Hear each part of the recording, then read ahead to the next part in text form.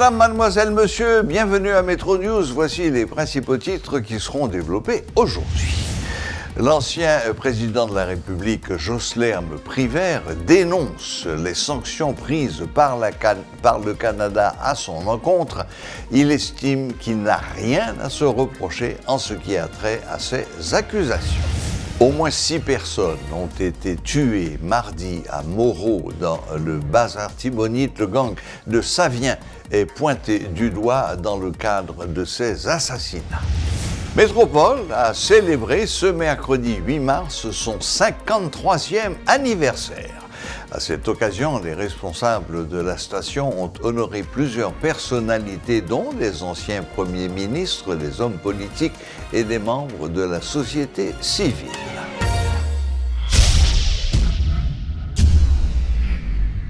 Abonnez-vous à notre chaîne YouTube Métropole Télé pour regarder toutes les rubriques de Métro News.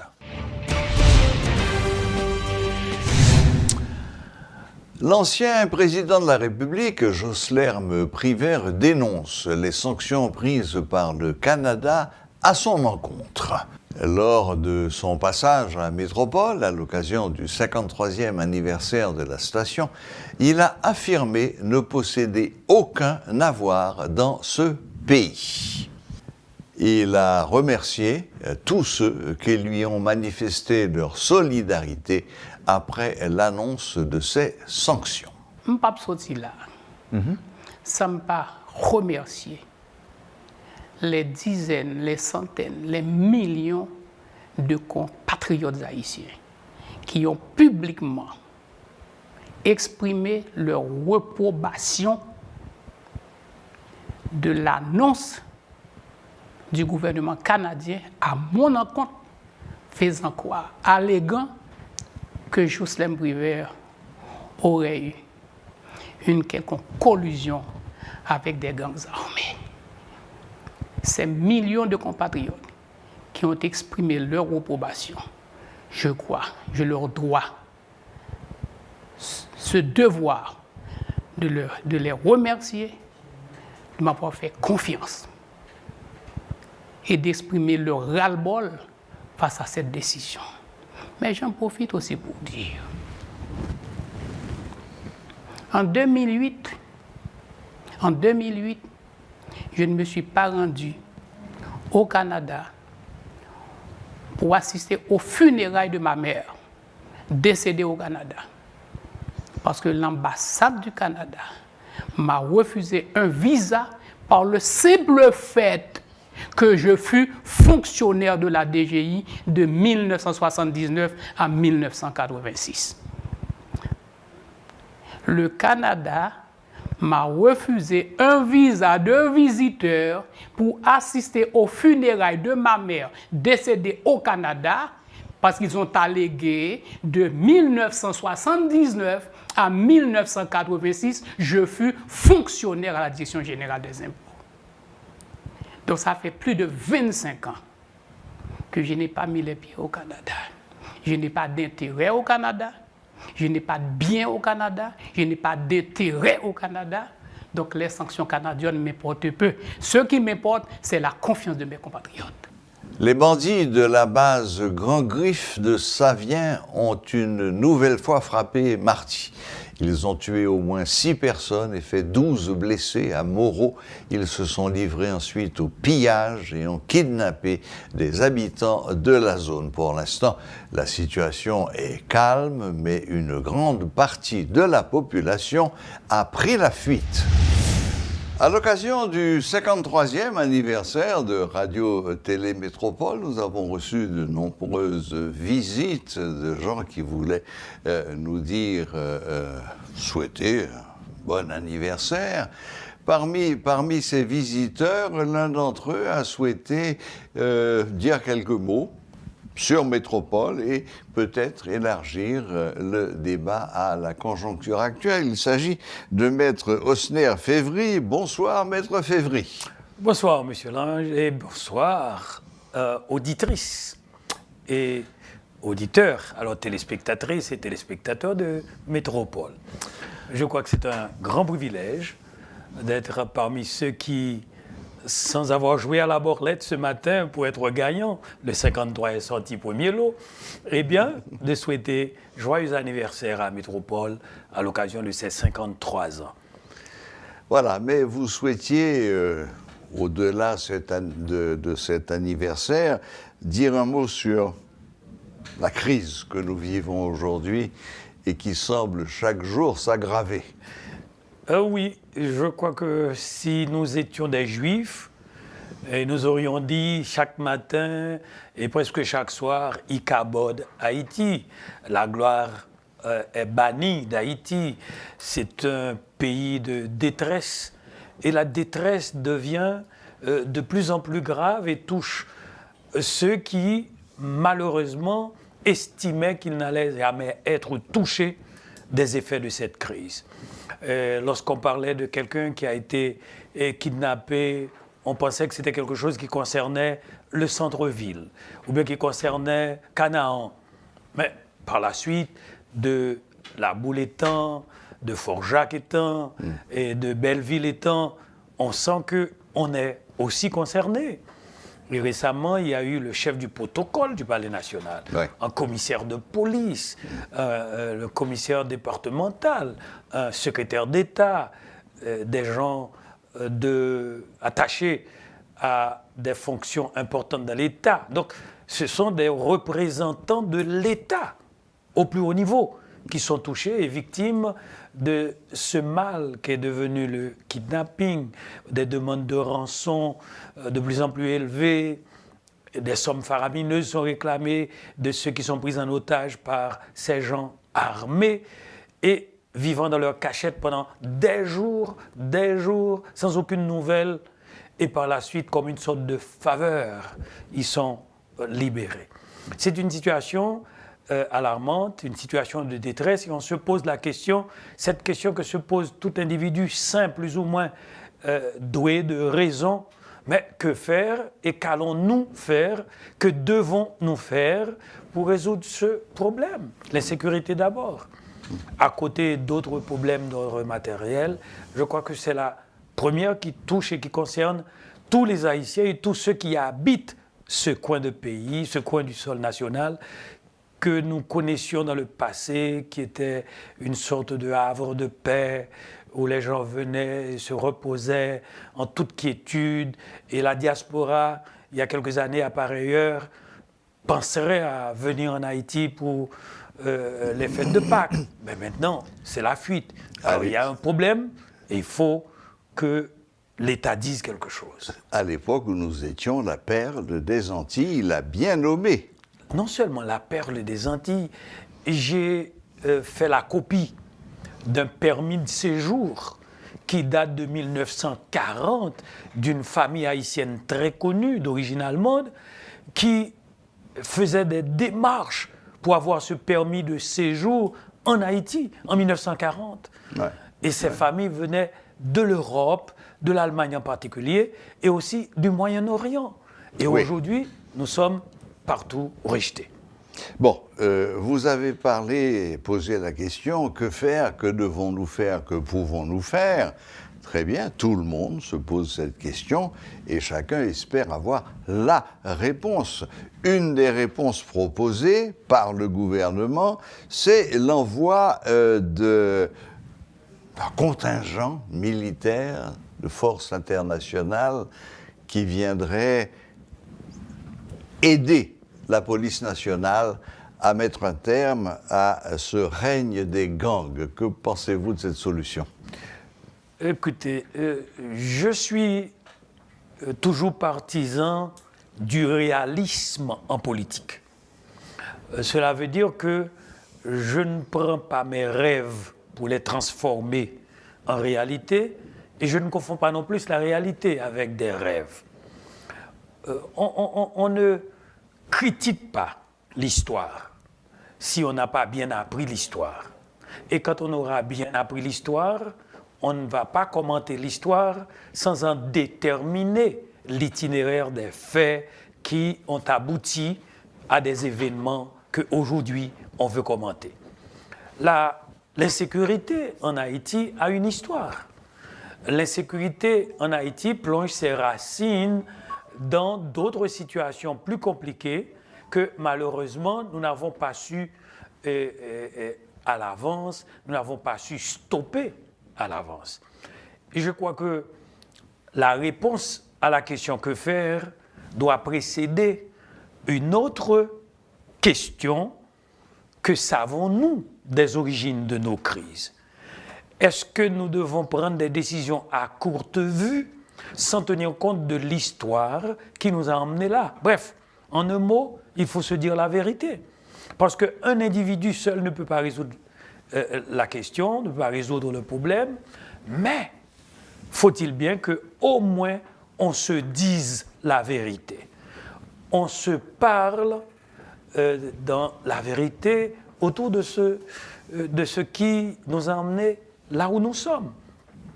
Par exemple, si nous coupons l'histoire en tranches, on dit qu'en 1986, le pays était libéré.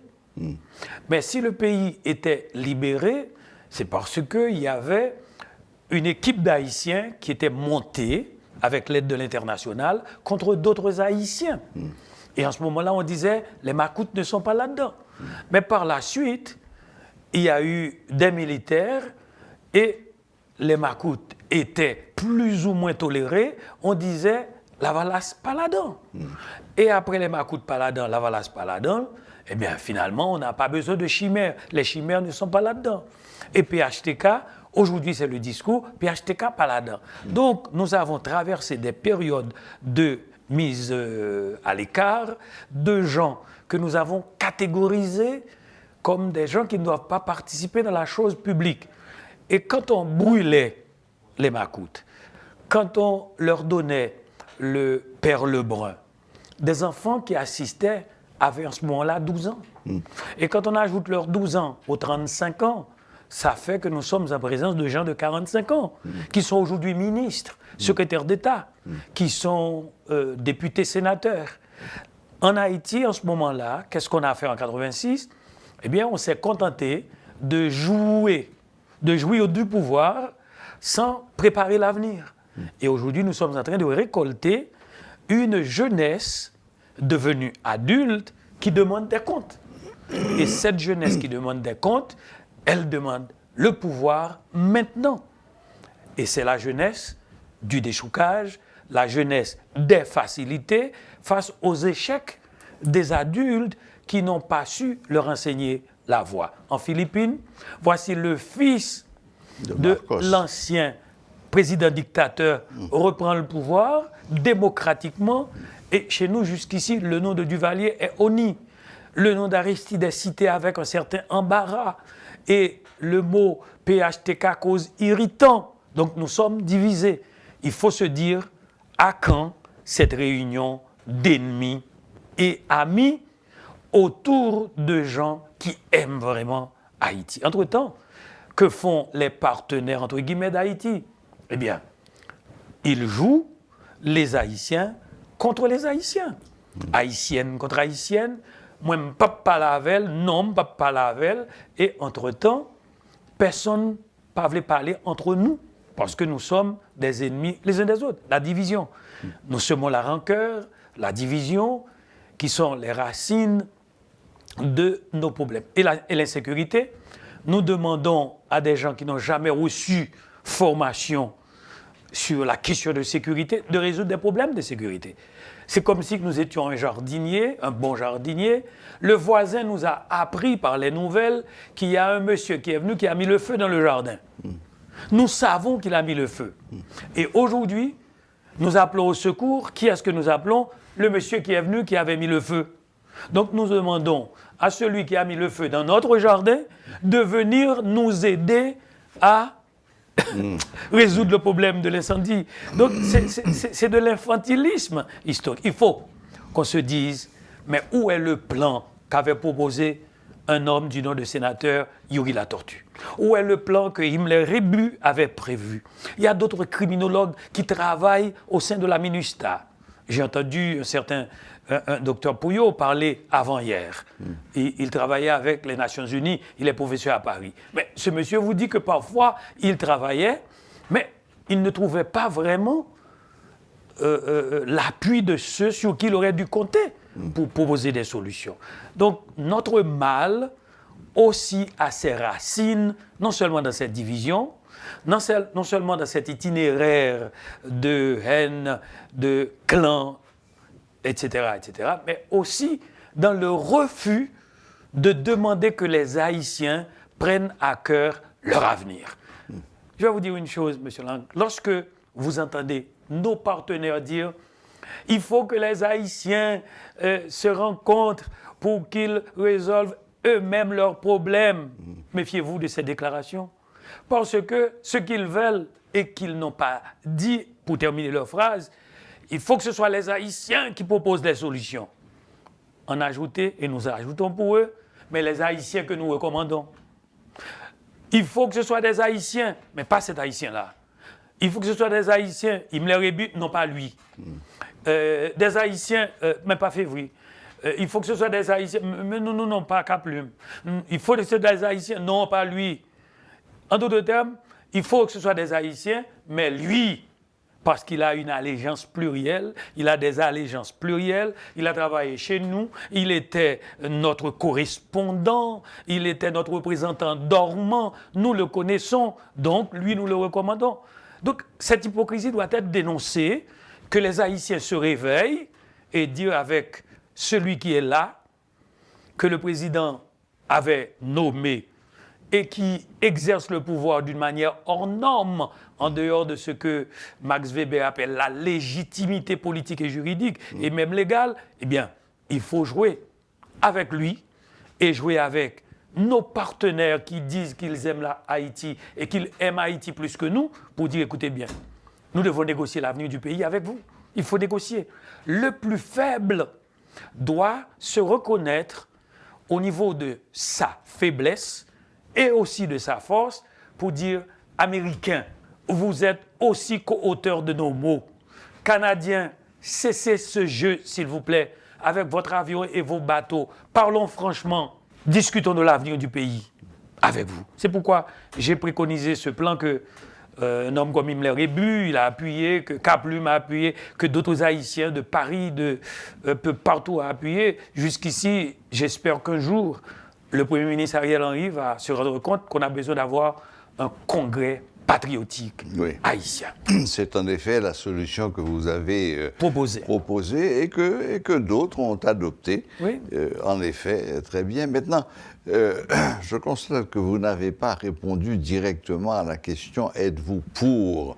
Vous nous avez fait un cours d'histoire magistral et tout à fait bienvenu, mais vous n'avez pas répondu à ma question « Êtes-vous pour ou contre l'envoi de troupes internationales ?» Bon, laissons la question de côté. Non. Je peux répondre pour dire que parfois... Et attendez, je précise bien, il ne s'agit pas d'envoyer des troupes dans le style de ce qu'a été la MINUSTAH, mais bien d'envoyer des troupes aguerries, spécialisées, et qui seraient là pour renforcer la PNH, non pas faire le travail à la place de la PNH, mais renforcer la PNH. C'est que la question comporte, dans la réponse que j'aurais pu donner, une sorte d'irritant qui est en disconnexion avec ma ligne idéologique de Dessalines. Patriote dessalinien, j'ai peur de l'étranger qui dit qu'il vient avec des solutions. D'autant plus que depuis 20 ans, j'ai vu les résultats de ce que ces étrangers ont apporté dans ce pays. Même si je suis dans une situation de ras-le-bol, je suis pour d'abord une solution interne haïtienne. Pourquoi me forcez-vous à adopter une solution uniquement avec la PNH, alors que vous savez très bien que les forces armées d'Haïti, c'est une institution génitrice de l'État haïtien? Mais pourquoi quelle force armée d'Haïti? Mais c'est justement ça. Non. Je suis d'accord. Aujourd'hui, les FADH 5 000 hommes, 2 000 hommes, 500. Le problème, c'est là. Derrière la frontière, l'armée dominicaine... 50 000 hommes. Plus que 50 000 hommes. D'accord. Et ils ont marine, ils ont aviation, etc. Vous avez une seule frontière terrestre. Moi-même, c'est face à la République Moi, je dominicaine. poserai la question. Vous avez 5 000 hommes. Moi, je poserai la question. Par Pourquoi? contre, vous avez un état-major complet, avec Mais généraux, colonels... Et tous les toute la privilèges gang. Voilà. qui s'attachent à leur statut. Voilà. Mais mon problème, c'est pourquoi me forcez-vous à écarter les forces armées d'Haïti de toute solution à ce problème de sécurité? Quand chez vous, vous me demandez maintenant de demander des militaires étrangers. C'est là l'irritant pour moi. L'irritant comme patriote, ensuite comme bénéficiaire du savoir, vous me demandez de demander des militaires. Et que même la Chine et la Russie disent qu'on ne comprend pas. Vous demandez des militaires, vous n'avez pas de militaires chez vous. Et mes partenaires qui m'aiment beaucoup disent non, on n'a pas besoin de l'armée. C'est la police qu'il faut renforcer. Donc là, je ne peux vraiment pas répondre à votre satisfaction et à la satisfaction de nombre de mes téléspectateurs et auditeurs parce que je suis pour la solution A. Une unité spécialisée constituée d'éléments des forces armées d'Haïti, d'éléments spécialisés de la police nationale d'Haïti, d'agents, de savants, de connaisseurs, d'hommes comme Himmler Rebu, comme d'autres encore, qui ont étudié chez le Blanc la question de sécurité et qu'ils constituent cette cellule, cette force, task force, et qui dirait voici la solution. D'autant plus que malheureusement on nous habitue, M. Lang, avec une solution uniquement avec vision répressive. La solution au problème de sécurité ne comporte pas seulement une stratégie répressive. Oui, non, mais là, il s'agit de répondre à une urgence. Oui, l'urgence, c'est plus que ça. C'est-à-dire, nous sommes... Je suis d'accord avec vous. Oui. Il y a des causes profondes qui ont amené à cette situation. C'est ça. Mais la solution à ces causes profondes, ça va prendre des générations. Alors non, que non, là, non, là, du tout. les gens meurent tous les jours. Non, monsieur Lang, non, monsieur Lang. Les gens meurent parce qu'on n'a pas encore fait appel aux ressources humaines haïtiennes, haïtiano-haïtiennes, aux institutions inter-haïtiennes. Bon. On ne veut pas d'eux. Vous savez, Maître Févry, qu'à l'heure actuelle, le gouvernement appelle la population elle-même à se défendre. Nous avons entendu, j'ai eu ici sur le plateau il y a 2 jours ou tout, le père Maisonneuve qui demandait carrément, en disant le peuple haïtien doit se révolter. J'ai eu peut-être l'outrecuidance de lui dire, mais est-ce que ce n'est pas les envoyer au carnage? Est-ce que ce n'est pas une demande presque irresponsable? Et lui, vous savez ce qu'il m'a répondu? Elle est non seulement irresponsable, mais elle est suicidaire. Lui qui faisait la proposition, l'a qualifié lui-même de suicidaire. Moi, je m'écarte in limine litis, comme avocat, de tout discours à caractère nihiliste ou bien qui est tellement saturé d'idéologie marxienne que finalement on ne sent pas le vide là-dedans. Je suis réaliste. Je suis partisan de cette philosophie des républicains américains que l'armement doit être contrôlé entre les mains des citoyens. Je ne suis pas partisan, oui, c'est ça.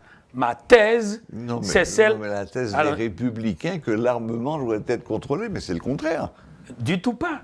Les démocrates veulent non seulement contrôler légalement l'appropriation des armes, et les républicains disent il n'y a pas de problème, vous devez savoir que j'ai une arme, mais que j'ai le droit de posséder cette arme. Oui, alors, ok. Pas de fameux discussion là-dessus. Je veux dire simplement que on aurait dû effectivement reconnaître que tous ceux qui vivent sur ce territoire, comme Dessalines avait dit dans la Constitution de 1805, que la résidence d'un citoyen haïtien et de tout étranger qui habite ce territoire est inviolable. Et le domicile, c'est un domicile qui n'est pas C'est-à-dire, le domicile du citoyen est imprenable et ne peut pas être franchi pour quelque motif que ce soit, il est inviolable. Ça, c'est le premier principe. Le deuxième principe, si vous pénétrez à l'intérieur de ma cour, de ma maison, j'ai le droit de me défendre. L'autodéfense était déjà dans la première constitution haïtienne, consacrée dans la Constitution de 1987, oui. Donc il n'y a pas de problème là-dessus. Donc celui qui dit... La Constitution de 87, si j'ai bonne mémoire, stipule que tout Haïtien a le droit de posséder une arme. Et cette arme doit être déclarée. Doit être déclarée, en faisant bien le distinguo entre posséder une arme et circuler avec une arme. Là encore, on peut être d'accord avec la police. D'accord ? Bon. Je possède une arme, je dois déclarer l'existence de cette arme chez moi, mais ma voiture doit être considéré comme le prolongement de mon domicile. Par conséquent, vous ne pouvez pas dire que j'ai une arme dans mon domicile, chez moi, et que je ne peux pas l'avoir dans ma voiture.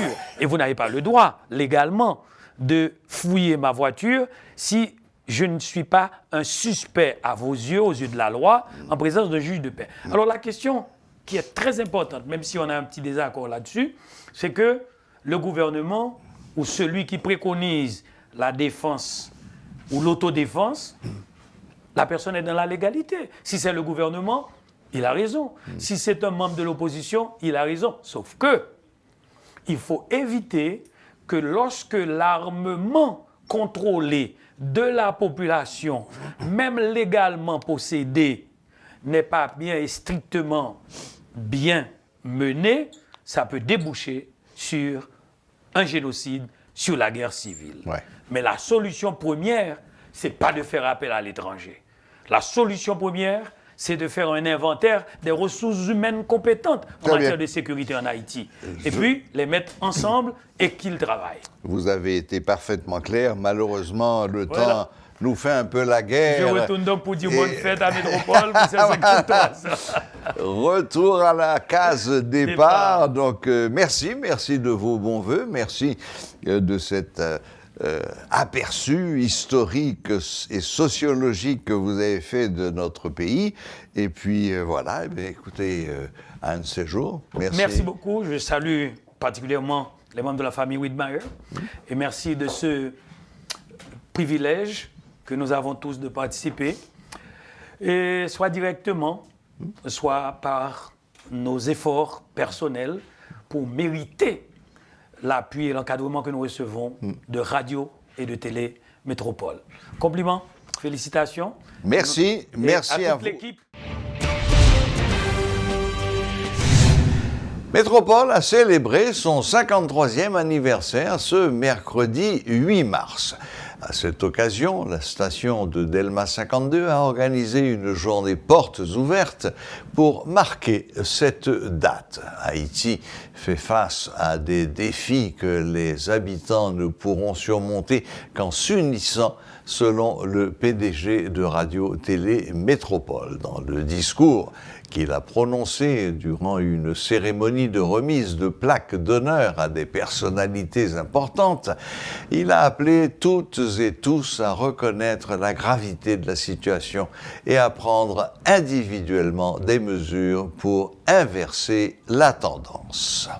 Le parcours de Métropole n'a pas été facile, car comme vous le savez, faire une entreprise marcher pendant 53 ans en Haïti demande beaucoup de courage. Malgré tout, Métropole tient encore la route. 53 ans d'innovation, de persévérance, de lutte, mais aussi d'audace et de créativité au service de l'information et de la société. C'est l'occasion pour moi, aujourd'hui, de remercier tous nos collaborateurs qui fournissent un travail exemplaire et dans des conditions extrêmement difficiles. Au nom du conseil d'administration, j'ai l'honneur de présenter mes compliments et de remercier chaudement tous les commanditaires qui continuent à nous faire confiance et à nous supporter, même lorsque ça ne va pas. Nous saisissons l'occasion pour réitérer à nos nombreux auditeurs et téléspectateurs en Haïti comme à l'étranger notre détermination de continuer à informer en toute objectivité et avec honnêteté. Aujourd'hui, alors que nous célébrons les 53 ans de Métropole, nous ne pouvons ignorer la situation difficile dans laquelle se trouve notre pays. Nous sommes confrontés à des défis politiques économiques et sociaux qui ont créé une crise sans précédent dans notre pays. Les kidnappings sont en augmentation, appauvrissant les familles et causant la peur et l'angoisse à travers tout le pays. Les routes bloquées entravent la livraison de marchandises dans certaines régions et aggravent encore les difficultés économiques. Des milliers de nos compatriotes ont été contraints de fuir leur maison en raison de la guerre des gangs. En faisant ce discours, je ne peux m'empêcher d'avoir une pensée spéciale pour tous ceux et celles qui ont été enlevés et ceux qui ont été tués, sans oublier les policiers qui se sont sacrifiés. Combien de vies perdues, combien de kidnappés, combien d'emplois perdus, combien de temps devrons-nous continuer ainsi? Nul ne le sait. L'espoir de recevoir l'aide robuste de nos grands voisins se dissipe petit à petit. On n'y croit plus, et peut-être avec raison. Alors, pour emprunter cette phrase de Gaël, je vous demande, qu'est-ce qu'on fait? Face à cette réalité brutale, nous devons avoir le courage de reconnaître la gravité de la situation et de prendre des mesures pour inverser la tendance. Nous ne pouvons plus accepter une situation de crise permanente comme une réalité inévitable. Il est temps d'agir pour sauver Haïti. En ce jour d'anniversaire de Métropole, je vous demande de ne pas perdre espoir. Nous devons continuer à croire en nous-mêmes et en notre capacité à surmonter ces défis. Je vous encourage à continuer à travailler ensemble pour trouver des solutions durables à nos problèmes. Nous pouvons y arriver, mais cela ne sera possible que si nous travaillons ensemble. Je lance également un appel à notre diaspora pour qu'elle se mobilise et qu'elle s'engage en faveur d'Haïti. Nous avons besoin de votre soutien et de votre solidarité pour influencer l'international en faveur de notre pays. Ensemble, nous pouvons surmonter ces défis et créer un meilleur avenir pour les générations à venir. Un ancien Premier ministre, 2 anciens ministres et des leaders de la société civile ont été honorés par Radio Métropole à l'occasion de la commémoration du 53e anniversaire de la station. Le président directeur général, M. Richard Widmayer, a remis des plaques honneur et mérite à M. Evans Paul, M. Réginald Delva, Colonel Himmler Rébu, Mme Odette Roy-Fonbrun, à titre posthume, Maître Patrick Laurent, M. Pierre-Antoine Louis, M. Michel Soucard et M. Wendell Théodore lors d'une cérémonie spéciale au Caribbean Convention Center en début de semaine. Le PDG de la station a salué l'engagement de ces éminentes personnalités envers la collectivité. Ces personnalités qui interviennent de manière récurrente dans les éditions de nouvelles de Radio Métropole et apportent un éclairage sur la crise complexe à laquelle le pays est confronté. Eh bien, je remercie chaleureusement Métropole. Mon premier souvenir de Métropole date de 1969. Les émissions d'essai, je suis monté seul à l'époque, j'avais 14 ans, à l'étage de Madame et Mademoiselle, et je suis tombé sur quelqu'un que je connaissais déjà, Bob Lemoine, qui faisait Studio 129. Ça date de combien là? Ça date de plus de 50 ans. Plus de 50 ans. 54 ans. Merci Richard. Merci. C'est pour moi une occasion extraordinaire pour saluer Métropole, mais surtout pour saluer la célébration d'une parole de liberté, d'une parole de responsabilité. Métropole est une école. Métropole, c'est un protocole. Vive Métropole. Bonne fête. J'ai grandi avec Métropole, Pétionville natif natal. En fait, je vais avoir 61 ans. Métropole, c'est une institution. Je suis tellement ému, je ne sais même pas comment m'exprimer, sauf de vous remercier, PDG, de vous remercier Wendell et ses collaborateurs, enfin toute l'équipe de la radio pour de m'avoir fait confiance.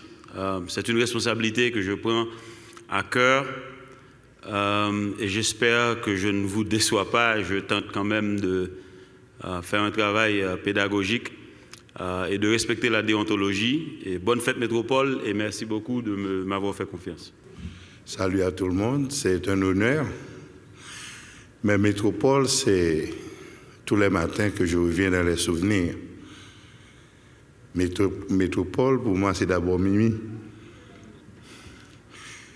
Et le grand patron derrière, et tous les souvenirs, mon frère aîné, Jean-Claude Sanon, et tous ceux-là qui ont construit, qui ont fait de Métropole l'entité qu'elle est aujourd'hui. Une chose heureuse que l'anniversaire de Métropole coïncide avec la journée consacrée aux femmes d'Haïti et du monde. Bonne fête Métropole, bonne fête à toutes les femmes du monde. Merci. Je reçois cette plaque avec beaucoup d'humilité, mais c'est au nom du cabinet Patrick Laurent et Associés. Il y a toute une équipe qui travaille, qui fait des recherches et qui nous demande d'être toujours objectifs. Donc, au nom du cabinet, je remercie Métropole, je remercie la rubrique Le Point. Vous avez pu relever un défi, mettre un grand espace au service du droit. C'est un service à la communauté et avec cet espace, nous avons inauguré ce qu'on appelle le Salon du droit, qui cette année va être à sa 10e édition. Tout ceci avec le concours de Métropole. Au nom du cabinet, je remercie la direction de Métropole et je remercie particulièrement Wendell qui m'a donné une première interview il y a de cela 11 ans sur la diffamation. Et ce mois-ci, nous allons parler de la dénonciation calomnieuse, sur demande d'un auditeur de Wendell. Donc merci à vous. Et je peux vous dire qu'au nom de ma grand-mère et au nom de ses enfants et ses petits-enfants, et la fondation à laquelle elle chérissait tant, que ceci va droit au cœur de nous tous, à toute la famille. Donc, merci Métropole, et je peux vous dire, j'aimerais laisser ces derniers mots, lesquels m'ont beaucoup touché de son vivant. Elle nous disait à nous tous, et je me rappelle bien cette réunion où elle a rencontré Jovenel, elle lui tirait les oreilles et lui disait « Le je doit finir ». C'est le nous qu'allons-nous faire pour notre pays. Nous, donc, mettons-nous ensemble. Donc, je vous dis merci Métropole, merci au nom de la famille et bon travail. Mesdames et messieurs, chers collègues, je suis heureux de me tenir devant vous aujourd'hui pour rendre hommage à l'un de nos journalistes les plus exemplaires. Je veux parler de Wendell Théodore. Wendell est un journaliste qui a travaillé pour notre station de radio depuis de nombreuses années et a prouvé maintes et maintes fois qu'il était un professionnel dévoué et passionné de son travail. Il a fait preuve d'un engagement sans faille pour son métier et a été un modèle pour tous les journalistes de notre équipe. Wendell est un journaliste complet qui est capable de traiter tous les sujets avec rigueur, précision et impartialité. Sa capacité à travailler sous pression et à respecter les délais est tout simplement remarquable. Il est un exemple pour tous ceux qui aspirent à devenir de grands journalistes. Bravo. Quand les nouvelles s'affolent, Métropole fait le point.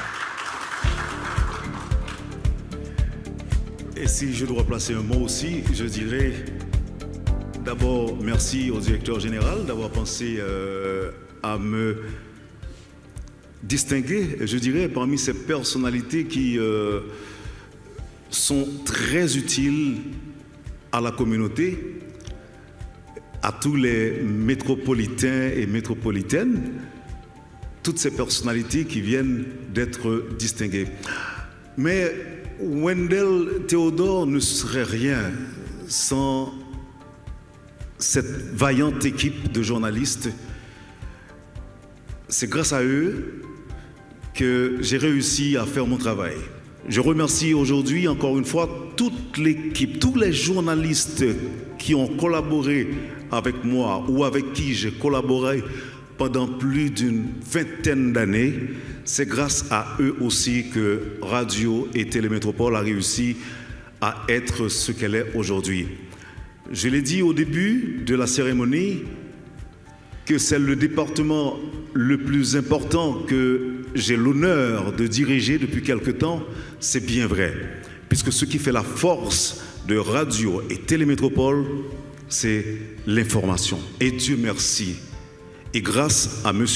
Widmayer, qui lui aussi a le sens de discernement, nous avons réussi à nous tailler une place de choix dans l'univers médiatique en Haïti. En mon nom personnel et au nom de la direction générale, je remercie tous les journalistes de la salle des nouvelles de Métropole. La situation est difficile, les choses sont difficiles. Ils acceptent pour la plupart de consentir des sacrifices pour informer. Je leur dis encore une fois, merci du fond du cœur.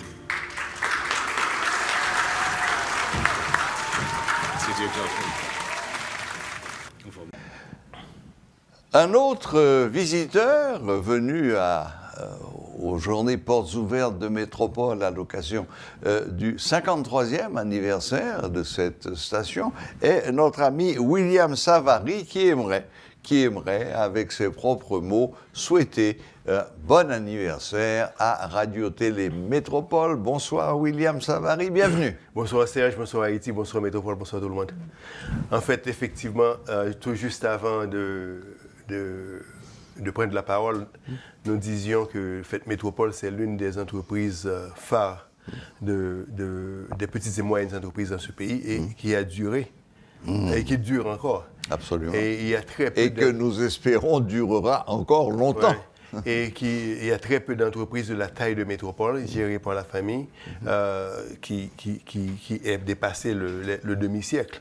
Alors, ceci non obsédant les grandes entreprises du pays qui sont dans l'assemblage, qui sont également des entreprises familiales, qui ont survécu, qui également, eux, datent des années 40 même, et qui survivent encore. Mais Métropole est un cas particulier, avait vu la taille du marché, le service qui est fourni. Non seulement ça, troisième génération. Troisième génération, oui. Donc c'est une bonne chose. Il y a une chose à laquelle j'ai pensé, tu sais que il faut toujours, parfois nous parlons d'affaires, mais parfois il faut aussi penser poésie. Poésie? Absolument. Ah. Si tu veux, Métropole, c'est comme un drap qui a été brodé à la main et qui enveloppe ses téléspectateurs et spectatrices pour les garder au chaud. Ah, ouais, ça c'est gentil. Ouais. C'est une belle image de maman poule, mais avec un drap brodé. Ouais, à la main. À la main, oui, c'est...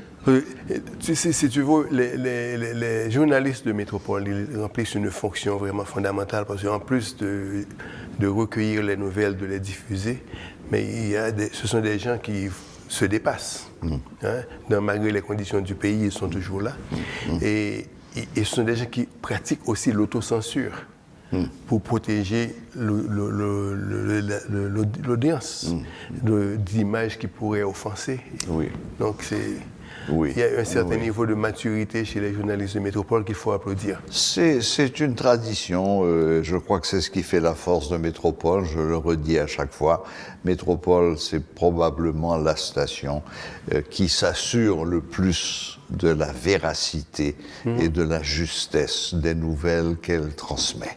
Donc nous demandons aux gens de continuer de se fier à Métropole, parce que nous devons préparer la prochaine moitié de siècle. Merci William Savary, merci d'être venu, merci de ces paroles d'encouragement et à très bientôt. À très bientôt Serge. Voilà, c'était M. William Savary, un habitué de notre antenne, qui disait quelques mots sur Radio-Télé Métropole et ses 53 années d'existence. À l'occasion de la Journée internationale des droits de la femme, ce 8 mars, le directoire du parti politique Les Engagés pour le Développement, EDE, a organisé une conférence débat sur le thème « Participation et implication des femmes dans la politique en Haïti, défis et perspectives ». Ils en ont profité pour lancer le mouvement baptisé Femmes EDE. droit femmes dans la société haïtienne, c'est toujours une bataille. C'est-à-dire que tout droit et privilège que mesdames ont jugé dans la société, c'est une bataille liée. Donc, c'est pas rien qui est acquis. C'est toujours une bataille à un certain moment de la durée. Et il faut que nous gagnions, mesdames, des batailles pour vote, par exemple, avec vote que vous avez avec Paul Eugène Magloire. Donc, bataille femmes dans la société, c'est toujours une lutte perpétuelle. Donc, et c'est dans ce sens ça, je dis à la 8 mars là, son invitation encore plus pour aider, réfléchir, pour nous garder qui côté bataille femmes et garder ensemble tout, perspective, qui ça nous voulait faire et pour famille joindre droit et jouir droit de plus en plus dans la société haïtienne. Donc, ça fait bien longtemps, c'est une lutte internationale que liée. Donc, à partir de situation ça, nous-mêmes en Haïti, pas qu'à être différents, y compris aider, qui viennent partager des valeurs qui lient ensemble avec question équité de genre, qui lient ensemble avec inclusion sociale, tout le monde dans la société. C'est logique pour nous chita, pour nous faire une journée de réflexion dans tout le département de nous, y compris dans l'hôtel Montana, avec toutes femmes qui sont dans le pays, pour nous dire c'est droit femmes et il faut droit femmes respecter et il faut nous participer et il faut nous impliquer à tous les niveaux, quel que soit dans l'espace politique, dans l'espace social, dans l'espace économique. C'est ça que nous venons discuter jeudi. Voilà, la boucle est bouclée. Merci de nous rester fidèles et à la prochaine, même heure, même chaîne.